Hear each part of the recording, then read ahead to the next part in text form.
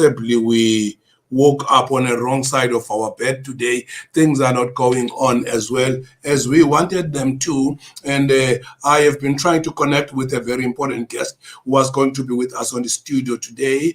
And is a founder and is a recognized woman who is a doctor in South Africa, a founder of Warrior Woman Organization, a very powerful international body that is impacting the globe. And she was going to make us understand about crafting a vision, launching up a vision, running up with a vision. But unfortunately, and our connections and our technical abilities are not are failing us a little bit, and we are unable. Let's continue from where we left last week, and I know that you will love us if we just pick it from where we left last week. Last week, if you were with us, please follow up with me. We were on a subject, and then the kumbulaka senjube wenu libele. The subject leadership in tough times. Leadership in tough times. I want to revisit that, but I will finish and say things I did not say last week. I still remember last week I just gave you a quick introduction, and I said leaders during tough time. I'm checking if no one is coming up on my phone here. There is a studio line where people can literally send up a message and talk to me, and on the studio line. I'm trying to switch it on, but it does not look like it wants to come on. But I was talking to you about during tough time, leaders, I said to you last week, they face a reality. And I went to town explaining what do I mean by face a reality. But it was not the only thing I said. I went on to tell you that during tough time, leaders see the big picture, and I explained to you what is the big picture. What do I mean by that? And I went on to speak to you about during tough time, leaders make good choices, and I explained to you what good choices are, where we spoke of values, of mission, of whatever, which I believe you might have been able to catch me on that. I keep on checking my guest, hoping that my guest could come in anytime. I see my phone receiving a lot of messages, and I've said during tough time, leaders make good choices. And then I think it was not the only thing I said. I also said during tough time, leaders develop a plan. And if I remember, I added here, and I said a lot of things which today I have forgotten, but it was on the development of a plan. If I remember well, I even took the word plan ahead and I made it an acronym where I said the P of the plan ahead stands for predetermine your course of action, up until I went to D of the of plan ahead. And then I spoke about a crisis must never be experienced for the second time, but today I want to go on, and I want to say, maybe, I don't know how many things, let me call it the sixth thing, and what leaders do when they find themselves in a tough time.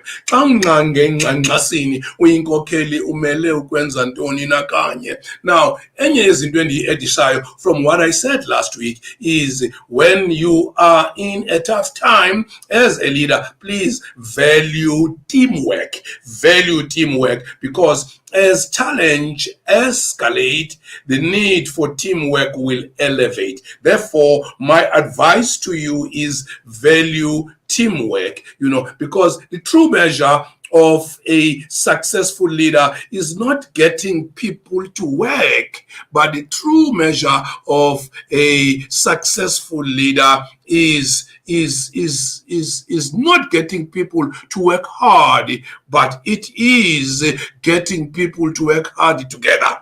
I hope you hear me. The worth, the measure of a successful leader when you are in a crisis. Don't just get people to work. Don't just get people to work hard, but do make people to work hard together. In other words, join them, be part of the team, work with them, because team leaders, hear my words, man, hear my words. Team leaders genuinely believe that they do not have all the answers.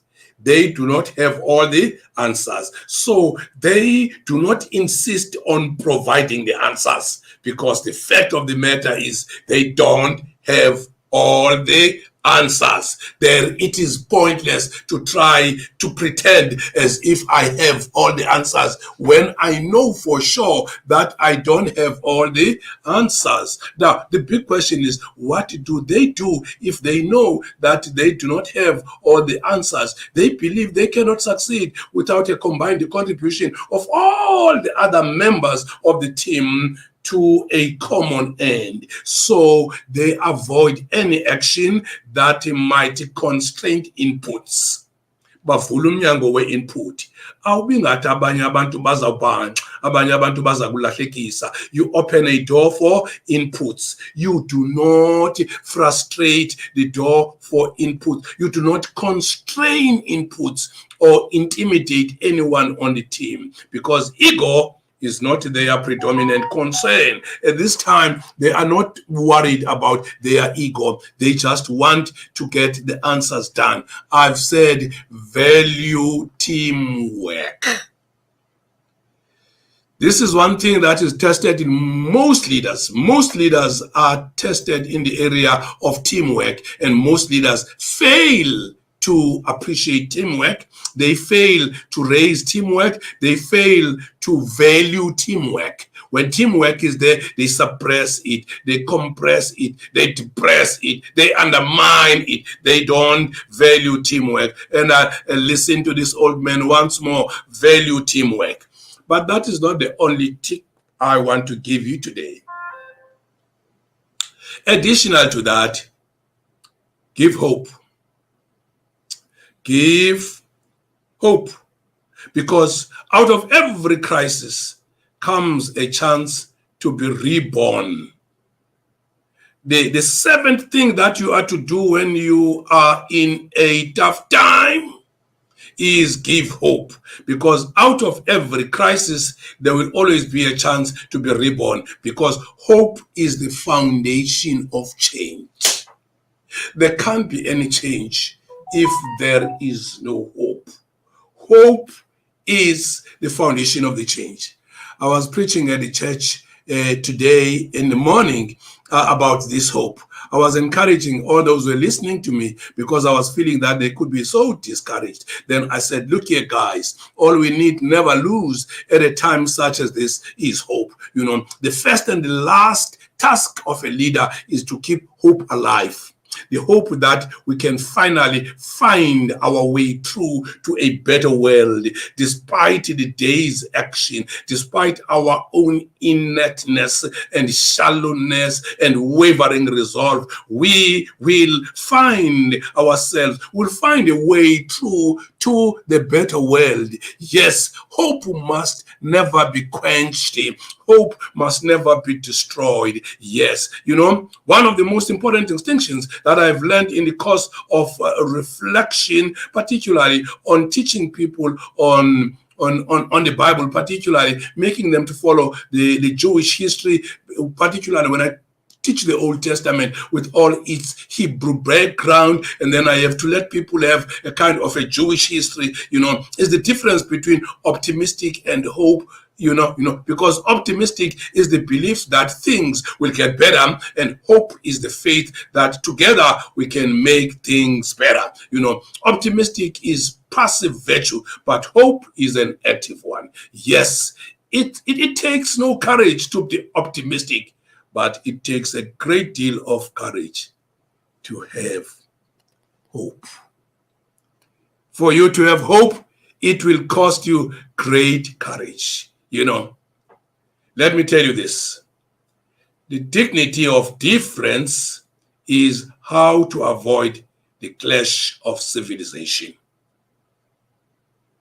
Ask us who have seen many Christmases on earth, because there are so many other things new that have come in culture, in the way in which people do things. And then at times you can be tempted to stand against civilization and try to block it. And please, the dignity of difference is how to avoid the clash of civilization. But I'm not done yet. I think I ought to tell you 10 things before I zip my mouth on Born to Lead. Now that my guest is not coming, I am coming. If the mountain cannot come to Mohammed, then Mohammed must go to the mountain. Number 8, if the leader find him or herself confronted with tough times, let me tell you that what he must do. In the 8th point, the leader must make it happen. Make it happen. You know, you can evaluate leaders by the size of the problems they are willing to tackle. Size of the problems they are willing to tackle. Kuphela kwemeasure esinayo yokukumeasureisha what kind of a leader, how deep you are, how far you can go. We measure you by the size of the problem that you can tackle. Yes, we evaluate you by the size of the problem that you are willing to tackle. Then we can see what type of a leader that you are. You know, there is something that we call a comfort zone. A comfort zone is where you say, I do what I already know I can do. That is comfort zone. I'm trying to give you a definition of comfort zone because I've noticed that most people don't understand what comfort zone is. They keep on mentioning the term comfort zone, but can never be able to tell me, what do you mean by comfort zone? And today I'm telling you that comfort zone is when you are saying, I do what I already know I can do. That is comfort zone. But a challenge zone is another zone. The challenge zone is not the same as comfort zone. The challenge zone is when you say, I attempt to do what I haven't done before. That is a challenge zone. I attempt to do what I have not done before. Then you are on the challenge zone. That is the challenge zone. You know, let me tell you this. For you to be able to make things happen, if you want to make it happen, it will require a risk. There is no way that you can make it happen unless you are willing to take a risk. You know, let me tell you this. For free, just once and once again, too many people are having what we might call the near-life experiences. You hear me, eh? I'm saying too many people are having what I call the near-life experiences. They go through life hunting, so afraid of failure that they never try to win the big prize, never knowing the thrill of hitting home a run or even taking a swing at one. Yes, that's how too many people face their lives, you know. When there are problems, man, because there will always be problems, never doubt it. Christ himself told us that in this world you will find trouble, but take heart. I have overcome the world. One thing that is present in this world is problems. You will find problems. You will find problems. You will find problems. But take heart, you know, because let me give you how you should take problems to be like, you know. Problems are a wake-up call for creativity. Because when there is a problem, then you will become creative. You would think creatively. You would find creative means you will navigate your way creatively through. That is what you do when you are confronted with a problem. Now, let me tell you, maybe it's the 9th thing if I'm counting well, I'm not sure. You know, when a leader is facing tough times, they need to watch their attitude. Yes. Oh, please. Just for a second, give me your ear. Let me tell you, watch your attitude. Let me tell you this about attitude. I normally call it attitude thoughts. Number one is that attitude is a choice.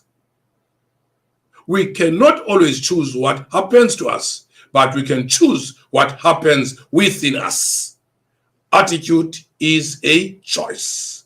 You cannot choose what happens to you, but you can choose every day what happens in you. Another thought that you need to have about attitude, which I think it will help you as you are watching me through this radio visual, KNR radio visual. Yes. Number two, attitude isn't everything, but it is the main thing that determines how you handle your problems. Your problems depend solely on your attitude. It is the thing that will determine how you handle your problems. And the third attitude thought is this: during tough times, separate, because the tough times themselves, the attitude of people in tough times, the attitude is the greatest separator. It will separate successful people from those who do not succeed. If you see a person who fades during tough time, it is because of their attitude. The attitude separates successful people from those who do not succeed during tough time. Can you remember what I've taught you since last week? And this is the last time I'm teaching you this tough time. It's because last week I promised you that I will stick a little bit on this tough time and try to share things on this tough time. But I definitely need to take you through. During tough times, I taught you that leaders face reality. I taught you that leaders see the big picture. I taught you that leaders make good choices. I taught you that leaders develop a plan. I taught you that leaders learn from their problems. I taught you that leaders value teamwork, and I taught you that leaders give hope, and I taught you that I taught you that leaders make it happen, and this should be the ninth place. During tough time, leaders watch their attitude. During tough time, leaders watch their attitude. Let me say the final thing, and then I'm done with you for today. And then we will move on and pick up the word of God from where we left it last week. Yes, let me begin to pick you exactly where I left you. Now, let me take the 10th thing.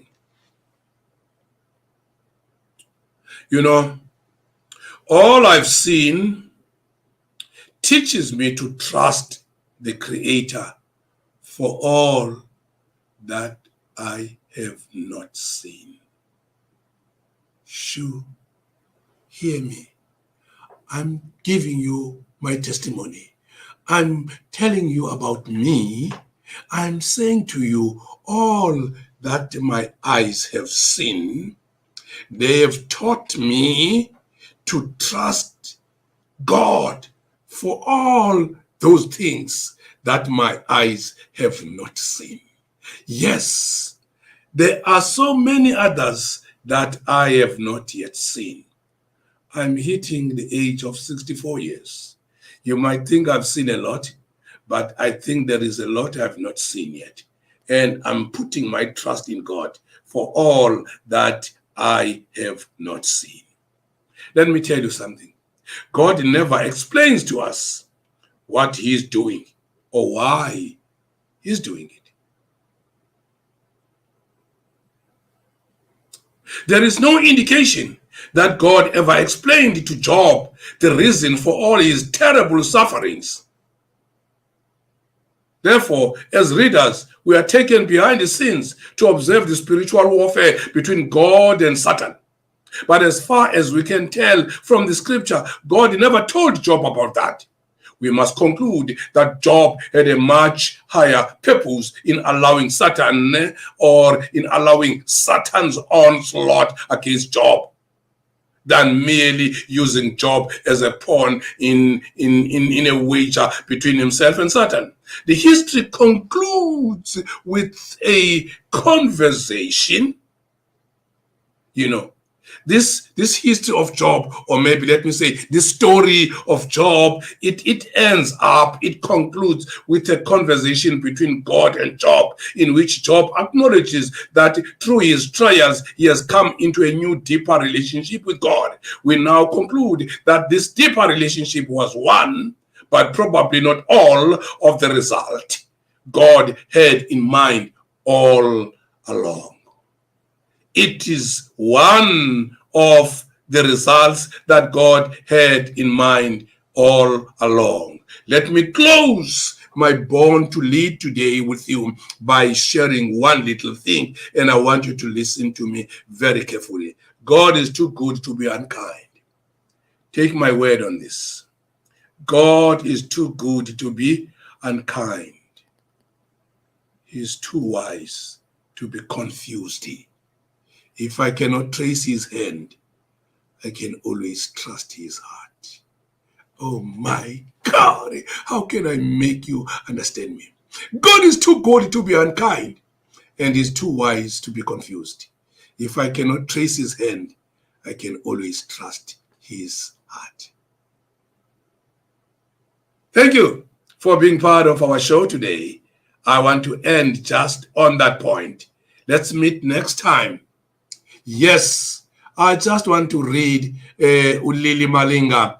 Umtanam has managed to join just when we are about to end. What he listening very well in Berlin, my dad. Ipilile le message. Yes, you can trace his heart, even if you cannot see his finger. May God bless you, Lili Malinga, wherever in Uteuse Berlin in Berlin, and many others who have tuned. Rest assured that I love you and I'm your friend, and I always walk beside you, shoulder to shoulder. As of now, let's change the gear. Let's move out and away of Born to Lead, and please don't go away. Come back again in the next 5 to 10 minutes, because we are going back to our popular show, Unbounded Word. We are getting to our show, Unbounded Word. You will love that show. We're supposed to have a guest today, but unfortunately the guest did not pitch up, and therefore we have decided to, let's do something else. If the guest cannot come, let's go to the guest, and then this is what we are sharing on. May God bless all of you, and I'm sorry, Mafe, for not coming now, but I'm not going to give up, because I want you.